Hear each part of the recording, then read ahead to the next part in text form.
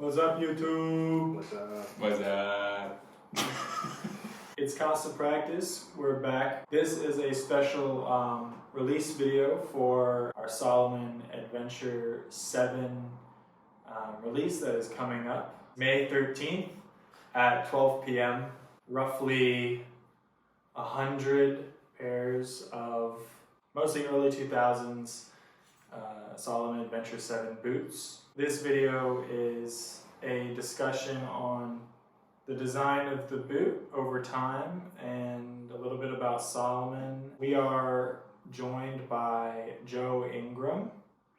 How's it going? I'm Joe Ingram from Vortex Supply. I run an online store and we specialize in vintage outdoor equipment, everything from accessories, apparel, and of course footwear. We curate brands like ACG, Arc'teryx, Patagonia, Oakley, and of course Salomon. You can find us on Instagram at Vortex Supply, and you can find me on Instagram at StuffPile.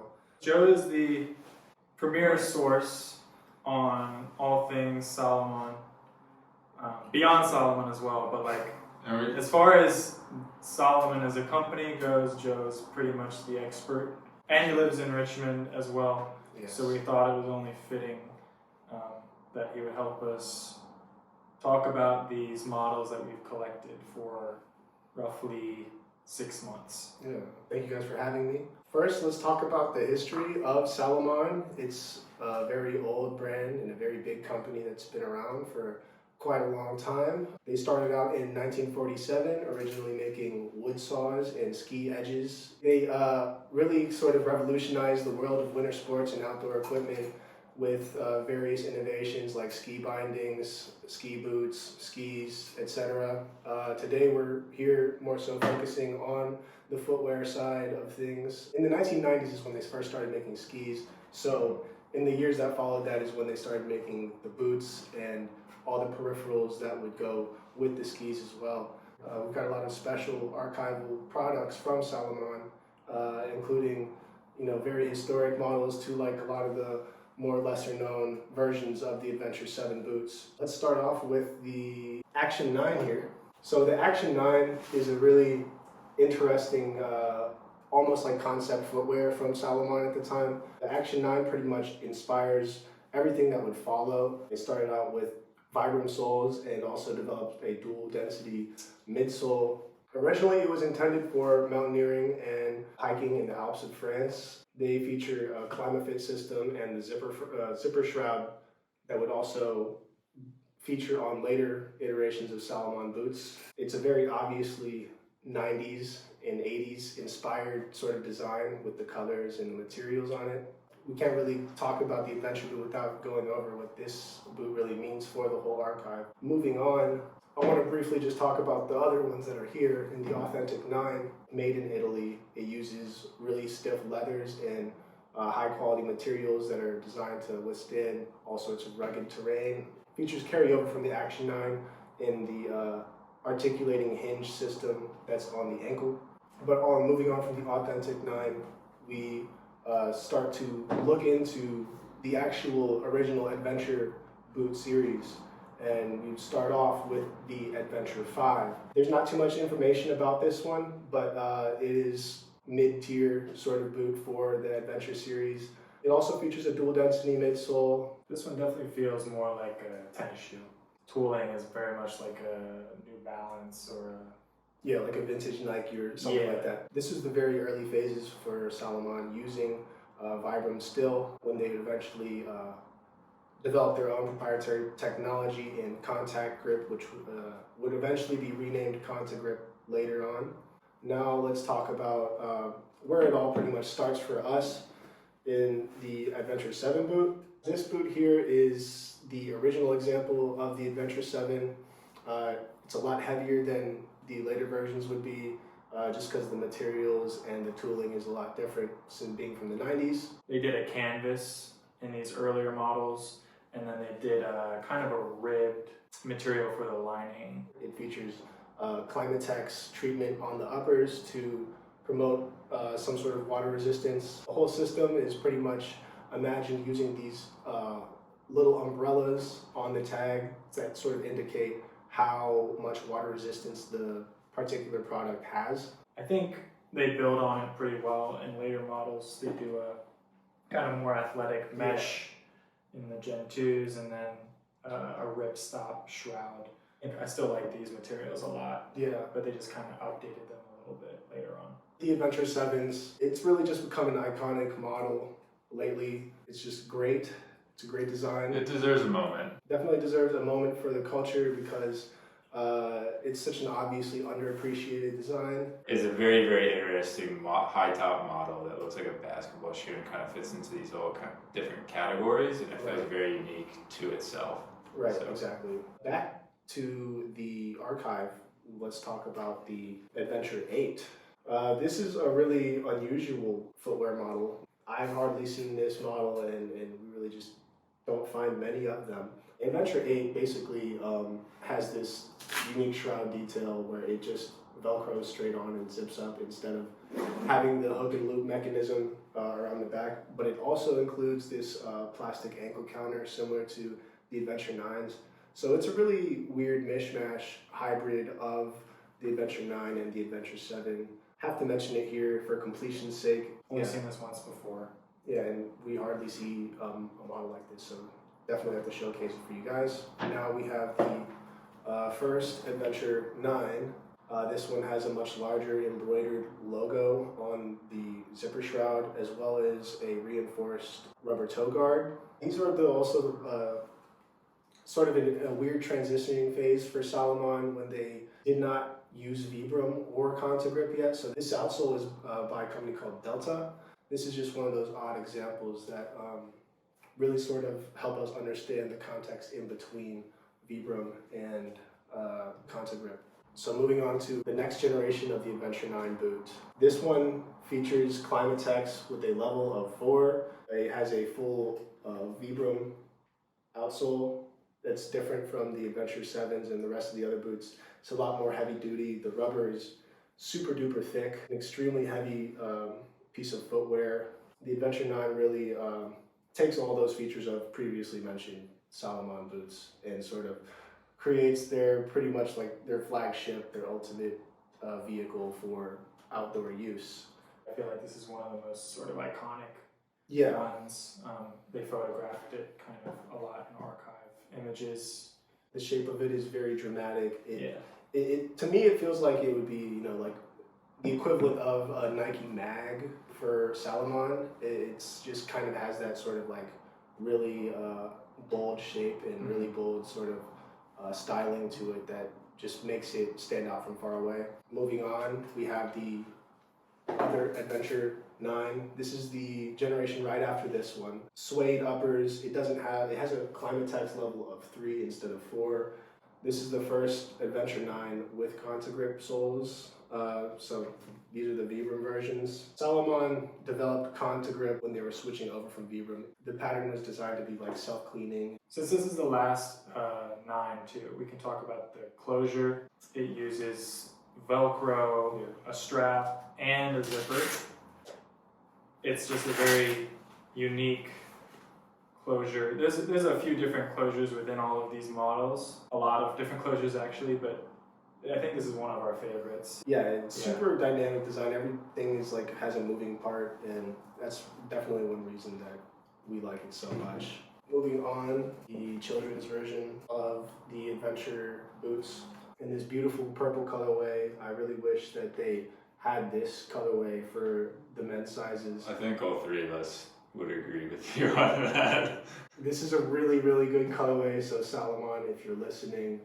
Aged like fine wine. And it is like, it looks like wine. This is definitely some Pinot Noir, some nice Cabernet. Yes, absolutely. They use 2 different sole patterns for the women's and the children's version. Really the only difference is that, and also this little piece of ribbing on the back collar. We don't know why it's there, but we like that more. This is the only model any of us have ever seen where the ribbing comes onto the back. This version also has a suede tongue, while this one has a textile tongue. We're showing multiple renditions of the greens and then the purples just to sort of highlight the fact that Salomon iterated on these designs way more than any other company I think we've ever seen. Between colorways, fabrication, design detail, soles, tooling, it's almost like not one model is the same as another. We found some that are similar, but like the variety of what they produced at this time is just pretty astounding. I think that's one of the reasons why it is such a good product, though, is because of the constant iteration on it and the constant improvements to that, the constant practice. A lot of the products that we sell in the store we follow that similar nature, and I think this is just another representation of that, just in a shoe or a boot form. When we get into the Generation 2, which we will right now, you're going to notice a lot of performance upgrades, you're going to notice a lot of design details and changes from the 90s going into the 2000s. These are just much lighter boots. The tooling is deconstructed so we can show you guys for your viewing pleasure what the Adventure boot looks like on the inside. And here's the bottom. It has pretty much got this lattice pattern hollowed out cup sole tooling that just goes straight on. They probably saved a lot of weight doing this from the original versions of the boots because they're probably just solid rubber. The uppers as well are noticeably lighter as well. What we've noticed about the outsole, the rubber capsule, and the reason why these shoes hold up so well is because the sole is just completely rubber. On a lot of other vintage shoes, they use like foam midsole and stuff, and that just deteriorates over time. Obviously, this one has detached from but that would be the worst of your problems when dealing with a pure. And you can always glue it back on. But generally, I mean, for most of the models we have, the sole is still completely attached to the upper. That's why these shoes in particular stand the test of time. Beyond just the great design, the construction of it is like foolproof. It's one of those products that ticks all the boxes, and it's very hard to actually find those products. Hence why we want to do a video and talk about it. The Adventure 7 Generation 2 was made from around 2003 all the way to 2011, surprisingly. This is a 2011 pair, nice all black colorway. I don't think they made too many colorways in 2011. They were really just kind of keeping things safe around that time period because that was really a big transitioning point for Salomon as a brand. They were kind of moving away from the extreme sports, freedom lifestyle aspects of the brand and more so going towards a performance focused and trail running driven brand. This was kind of an era where they were abandoning the old ways and sort of seeing what they can do to further the world of innovation in sports.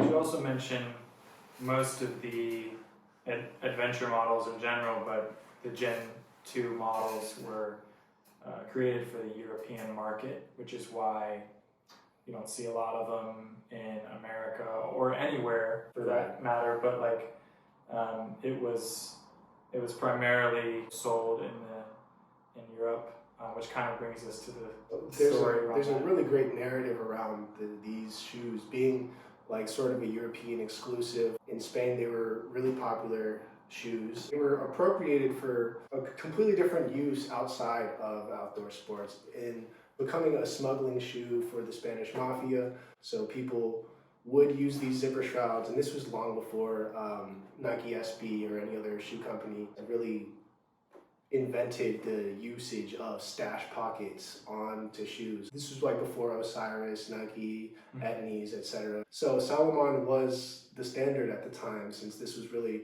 the best way to hide your stuff. I think the unique thing about it is the shroud goes all the way back here. Pretty deep pocket, honestly, and especially if you took out the laces as well. Yes. You could actually probably put a decent amount in there. You probably put like a little airport Henny bottle or something in there.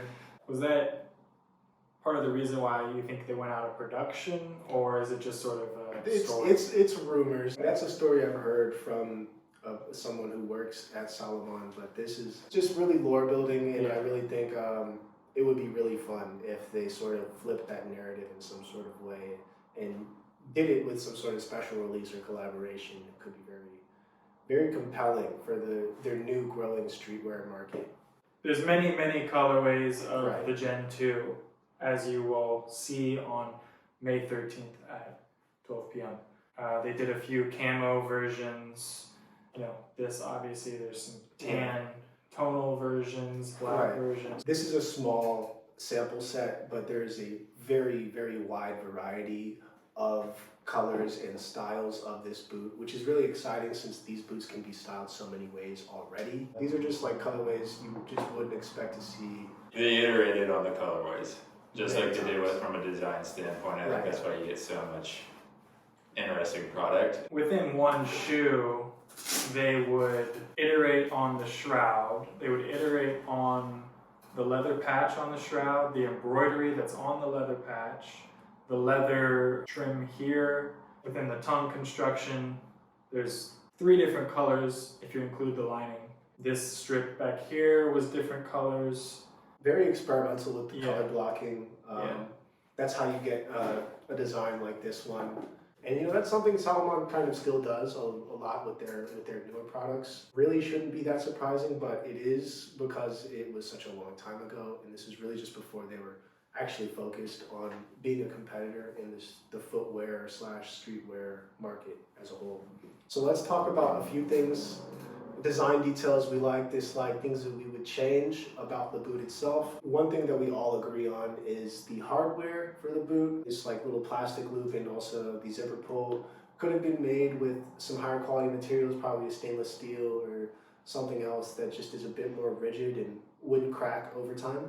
The downside to the zipper is because it's plastic, it does crack or bend, unfortunately, but a minor flaw. And I think the other thing was the eyelets for the lacing system. Right. They should all just be metal, honestly, or something a little bit more durable. I mean, honestly, the plastic eyelets from the models we've seen, I don't see too many problems because they're they're protected. But yeah, I mean, that's being nitpicky. I mean, if we're talking about making one of the best shoes on the market, it needs that. But like, is it a deal breaker? Absolutely not. No. If anything, it would just be the zipper tab. And you can replace that yourself if you really wanted to.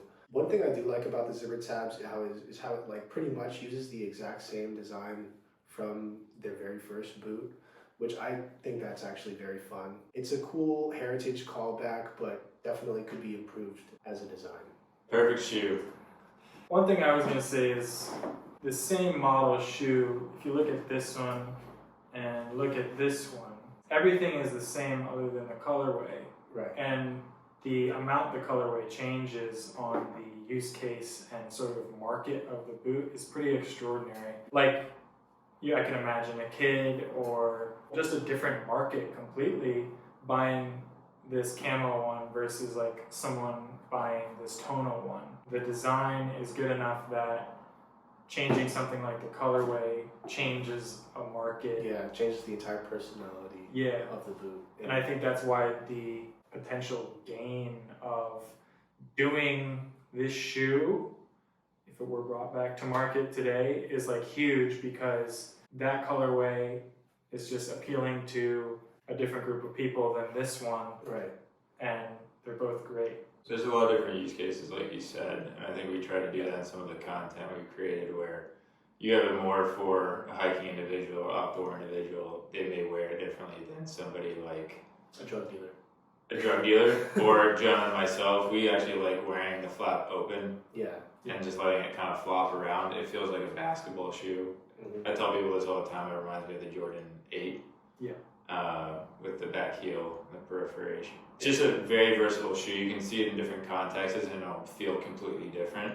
Yeah. And it just kind of seamlessly, you can put it anywhere, and I think it will work, to be honest, in a lot of scenarios. Yeah. Which is very hard for a high top. And for like high tops as well. You're going to be entering and competing against a model like the Jordan 1, which I don't think anybody would dispute is like the best selling high top ever. So I think, like, you know, in the world of high tops, any other high top is sort of living in that silhouette's shadow, but these sort of stand out just because there is a totally different use case, and two, just a way more diverse product range. But from a design standpoint, I mean, this is a hot take. This is better design. I agree. Walk around in one of these versus the Jordan 1, in a city or on a trail, this is gonna be more comfortable. That's too. the winner, yeah. These shoes are 20 years old, and like I said, most of these are still completely attached, wearable, easy to repair if you do need to, but most of them honestly don't need anything. Right. Yeah, it's just a very, very well designed, durable boot. We like all the things that they've done, and we really just hope that they do more with this. More of this silhouette, and also more of what they used to do. Because they have such a deep archive. There's more than just this. There's a lot more than just this model. This is just one of the best. This is the best one for us. But there's a lot of great stuff that's Yeah. Salomon. Make sure you leave a thumbs up if you want another one, because there is definitely a lot more to talk about. We can do a whole other video on other We Salomon can do several stuff, other videos just about Salomon products. Be sure to follow me, follow Constant Practice. Vortex Supply, And Constant Practice. Follow the YouTube. Follow Joe's personal stuff pile. We'll leave all of this information in the description, including the release date of the Salomon Adventure 7 models, which is May 13th at 12 p.m. Saturday. Over 100 pairs. And you won't want to miss out, because Probably won't see them again. yeah, this doesn't happen too often, and unless Salomon decides to bring these back, Should. this is your only opportunity to buy them. Be a part of history. Be a part of history. Get on team early. Anyway, I think that's all. Thank you guys for watching. Peace.